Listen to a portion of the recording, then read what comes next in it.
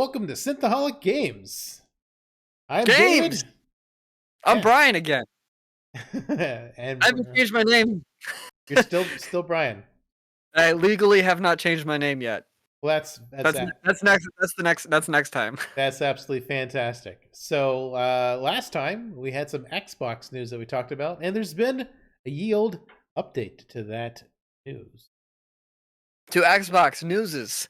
So, Xbox had a business development update, something. I don't know what they called it. But that said, they announced a couple things. They're still committed to making hardware. I guess Xbox is still making hardware money. I don't know how much money they're making. I don't know who has an Xbox, but they're still committed to that. They're also committed to backwards compatibility. Nintendo, please take notes on that one. I guess if you're a Nintendo fan, I honestly don't care, but I hear people complain about that all the time. But it's like I don't like Nintendo games, so it's like sure. Well, No offense to any of the Nintendo fans out there. I'm sorry. it's just funny. Like I had this opinion when I first met you, and now you're me. As far as Nintendo goes, I'm like, yeah, I'm just kind of done with Nintendo. I've grown out of Nintendo games. They just keep Yeah. making the same stuff over and over again. It's time to. It's like the Nintendo games people look forward to most are remakes of ones they already made. Well, the only Nintendo games I'm looking forward to is if they decide to like make more Bayonetta games. That's not a Nintendo game though. But they're stuck on Nintendo until Nintendo lets them release it on another system like PC. But who knows if that's actually even going to happen. I couldn't tell you. I couldn't tell you. So yeah, they're working on backwards compatibility. They're working on being able to access your library from anywhere. So one of the quotes was, "If it has a screen, it can be an Xbox." So they want you to be able to access your library anywhere in perpetuity throughout the universe. It's not like you download a game and they'll take it away on cloud service or something. Once you buy a game or have that game, you have it for life. Yeah. Which is So nice to hear because, there are Nintendo things that likes happen. charging you for The Legend of Zelda, The Legend of Zelda: Ocarina of Time, Legend of Zelda: Link Returns. Every single Legend of Zelda game, we will charge you for that for every single system you ever own.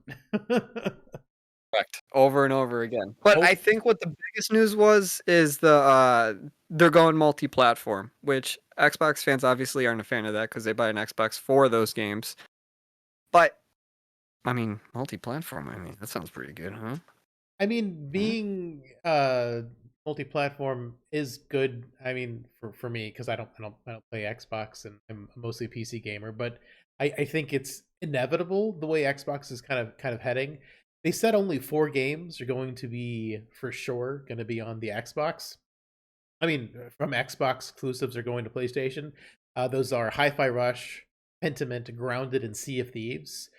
But I think I definitely there's gonna be more to come. I think they're not making as much money because they're not selling many Xboxes, so their hardware sales aren't high enough, so their software sales aren't high enough, and I feel like they're kind of cannibalizing their own sales with Game Pass, even though they're kind of putting all their eggs into Game Pass.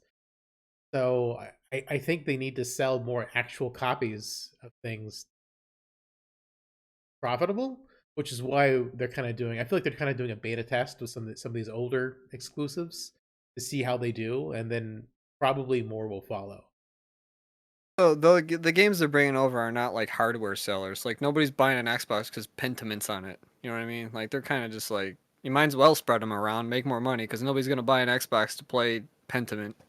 I think that's their problem in general. I don't think they have any killer apps. I mean, Starfield was their biggest killer That's app the number one killer. of It's the 2023. studio killer. It might be a studio killer. It just wasn't great. We talked a little bit about Starfield last time, where I just wasn't a huge fan of it. There's been hundreds of videos made on YouTube specifically for why Starfield sucks. There's so many of them out there. Uh, We don't want to dwell on that though. We already sure, talked about that. yeah, and I just don't think it'd probably cost more money to port Starfield over to PlayStation than they would make from selling it on PlayStation. I just, especially after all the bad word of mouth, I don't see Starfield being super profitable. Yeah, uh, probably not. Porting it to another console. I mean, maybe eventually, like once it's, I get it's Game of the Year edition, all the DLCs out, maybe if they do a Cyberpunk style fix for it, maybe then it'll be worth bringing over. But Yeah, there was a little bit different case there with Cyberpunk, but I understand what you mean. and That said though, speaking of multi. Sony, Whoa, Sony. Okay, what do we got with Sony, David? oh, Sony unveils plan for financial unit IPO amid sluggish PlayStation 5 sales. So they've readjusted how many PlayStation they think they're going to sell for the Yeah, so next financial year. PS5s aren't selling as well as Sony hoped, which, and now that I think about it, I guess it makes sense because they're saying we're on the downtrend of PS5. We're looking forward to PS6 now. No, we're not looking at PS5 anymore. But to me, it feels like we're still like we haven't got very many games for PS5. You know, like a lot of single player. There's only been like 3 or 4 big ones, and the console's been out for 5. I don't know that for sure, but something It's like that. it's been a weird generation for games. Like it's just taken too long for games to be made Yeah, and to maybe come games out. are just too big because it's reported that like we know Horizon Forbidden West cost about 200 million to make. That leaked. We know Spider-Man 2 cost about 300 300 million to million. make, which is crazy when you think about it. Like Ubisoft took 11 years to make Skull and Bones, but they also pumped out 14 Assassin's Creed games in that same amount of time.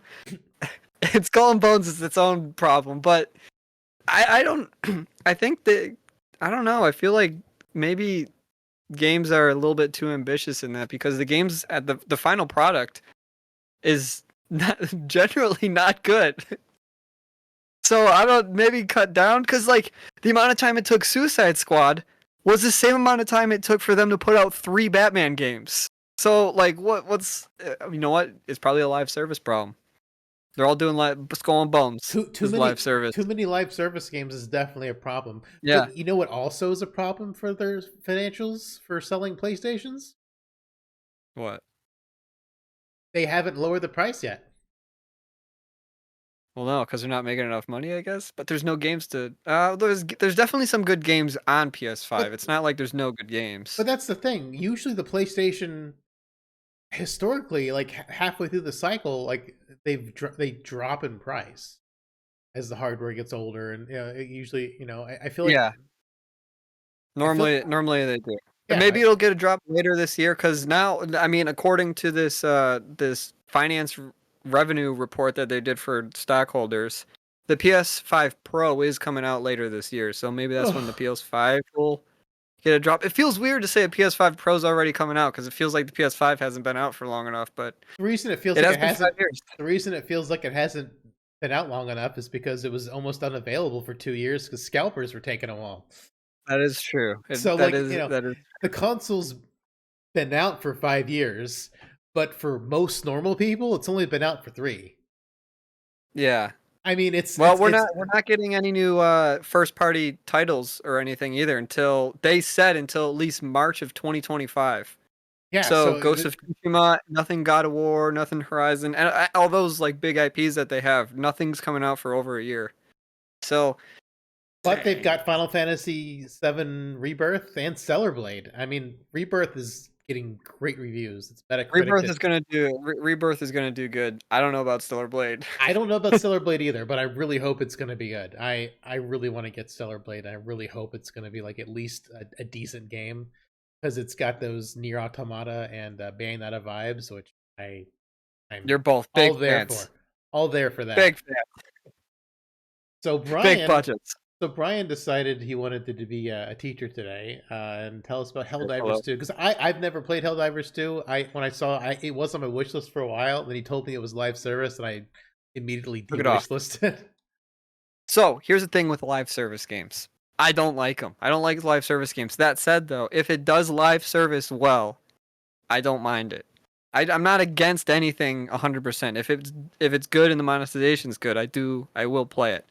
So I got Helldivers, And man, it's a blast, dude. You just like there's the monetization is like pretty good. There really is none. It's like I think the game's $40 and then you can get some type of season pass or something. I didn't look too much into it because you don't really need it because you can play the game and still unlock everything. Oh, really? That said though, the CEO of Arrowhead Games who makes Helldivers, that guy's a hoot, man. He's like the game has had pretty big success. It's hard to log into the game because the server capacity is not high enough.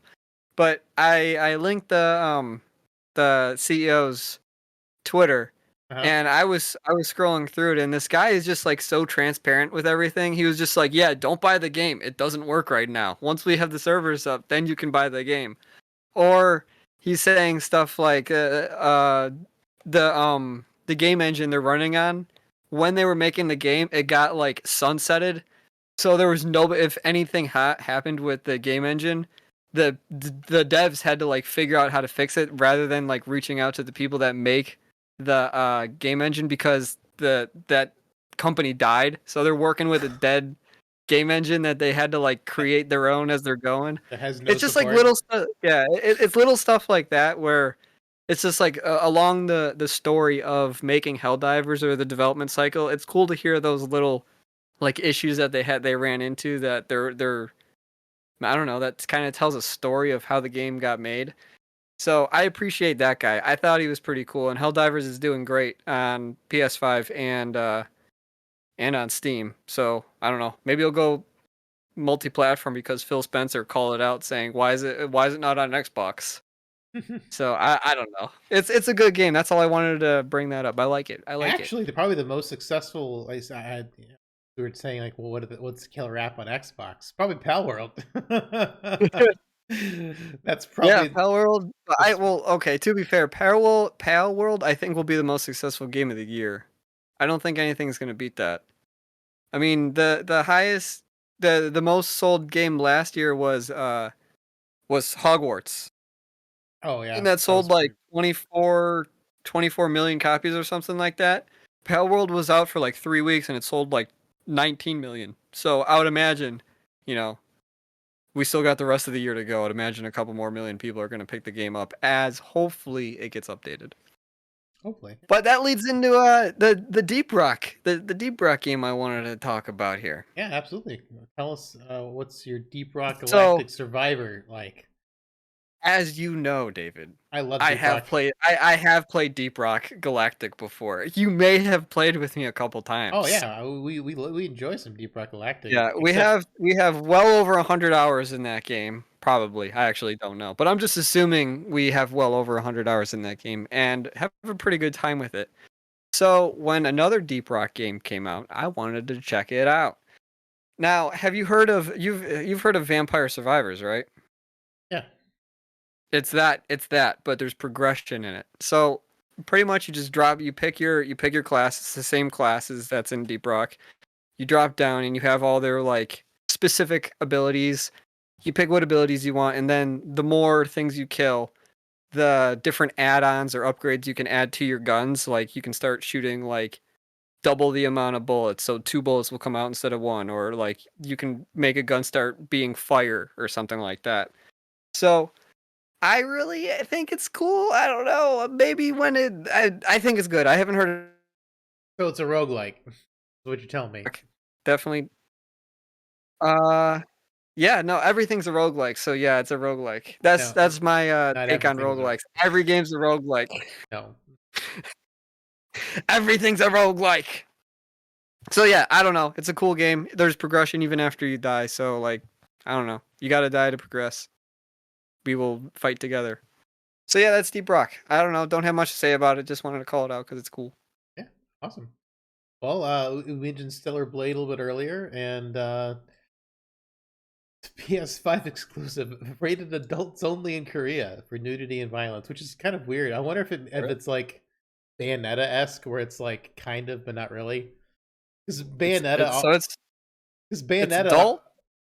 I don't know. I don't know what that is. The rate is that rating. I don't know what level of is that like 16. Like is Korea's adult rating like equivalent to like 16 plus American? Like I don't know what that means. I don't know because I mean America's adult only. Like you can't really most people can't sell games that are adult only because like it won't you can't sell them in a retail store in America. So I don't know if like their adults only rating is very different from ours. And like from what I've seen in Stellar Blade, it doesn't look like it's Bayonetta where like her clothes are her hair and they just kind of like fly off around her, where there's like tons of implied nudity like in Bayonetta. So I don't understand. I think she's supposed to be sort of like a robot, like 2B and Near Automata. So I don't really know what this is about, but I'm like, huh, interesting. Makes me want the game even more. Yes. Take my money. Take my money. Yeah, I watched the trailer for it when it first came out. The first trailer we got, I was like, okay, this When it was standard beat 'em up. Oh, what's that beat 'em up game? Dante's something, Devil whatever. May Cry. Devil May Cry. It kind of just looked like that, but has a girl as the character, and I'm not a big fan of those games, so I was like, whatever. But the more trailers we got, the more like involved the game kind of seems, where you're getting that near vibe rather than just Bayonetta, where it is just a beat 'em up. You kind of just run around and kill stuff. It looks like there's more to it than just being a beat 'em up. Well, yeah, because the original trailer back when it was called like Project Eve, like before they changed the name to Stellar Blade, that trailer made me think Bayonetta, and I'm like, oh, I love Bayonetta. I want this game for sure. And then they kept showing more and more trailers. I'm like, oh, it's like Nier, and I'm actually working on Nier recently, and like Nier's been pretty fantastic. So I'm like, or other games that I like that it's taking inspiration from. Sounds fantastic. Good job. Good job. I really hope that this game pans out to be good. It's from like a relatively new dev, Shift Up. They've got that like, gacha game on iOS and Android, Nikkei, Project Nikkei or whatever. I don't know. So I don't know. Yeah. It'll be interesting to see how it goes, but I'm really hoping this game will be really good. I am excited for it. And this is just my little bit of like, news for the week. And Brian was talking about how Phil Spencer says any screen can be an Xbox. So I really hope this product can be an Xbox. So this robot lawnmower cuts your grass, but can it play Doom? Yes, it can. Let's take a look at this.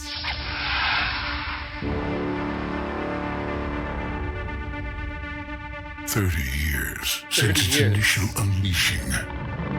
It's funny that like that's a reputable brand too, that Husqvarna. They're like a real this time, real brand backyard. Yeah. I can't wait to play Doom on my lawnmower. Legions of hell. That's the whole reason to get it.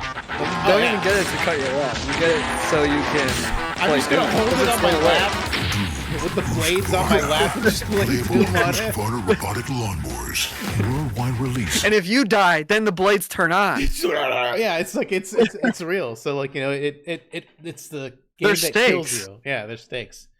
There's stakes to it. Just don't get too excited when you're playing. I don't know how much it is, but I feel like it's going to be way out of everybody's price range. Oh, I feel like it's going to cost extra just because you're going to be able to put Doom on it. Probably. The floppy disk game makes it increase $1,700. Oh, for sure. But if it's got a screen, it could be an Xbox. That's what Phil Spencer said. So let's see if we can get Game Pass on the lawnmower. On the lawnmower. It's probably gonna connect to the internet. I just don't understand. I don't understand. So it's an autonomous lawnmower, right? You're not supposed to want to be anywhere near it because it's supposed to cut your grass on its own, right? So like, are you gonna follow it around and try and play Doom while it's going? I guess. Or are you just gonna like sit? I don't understand. You're not supposed to understand. You just need to accept. You just need to accept. Okay. Well, we've got the robot lawnmower that lets you play Doom on it. Yeah, and I think that's kind of like our interest in gaming for the next 2 weeks. I think that's what that's kind of what piqued our interest the last couple days. I mean, next time, I did go ahead and I played the Final Fantasy VII Rebirth demo. It was a lot of fun. I'm looking forward to the game coming out. It comes out. It'll be out before we podcast again. Granted, we won't have beaten it by then, by any stretch of the imagination. So I don't, Neither one I of us don't know. have. Either one of us will. I mean, next time it comes out, I'll probably, probably in chapter 2, maybe 3, but not anywhere close to being able to finish it up. No, sir. No, sir. That's for next time, though. Yeah, we can give our initial impressions of the game once we've gotten our hands on it a little bit. That's my most anticipated game of the year, followed by Stellar Blade and Like a Dragon. And the monkey game. And the monkey. Yep. All right. Nobody Well, knows what that is, but monkey you game. still didn't look up the title of the monkey game? I did, but I don't remember it. The game you want so much you don't even know the name of. I keep thinking it's called Humankind, but it's not Humankind. I don't know. I can't think of what it's called, but there is a name for it. If you know the monkey game, you know the monkey game. That's all I'm gonna say. What about Homeworld 3? Excited about that one? Nope. That's not the monkey game. It should be the monkey game. It's not. That takes place in space. All right. Well, thank you for checking this out this week for Synthaholic Games. Until next time, we'll talk to you then. Bye. Bye.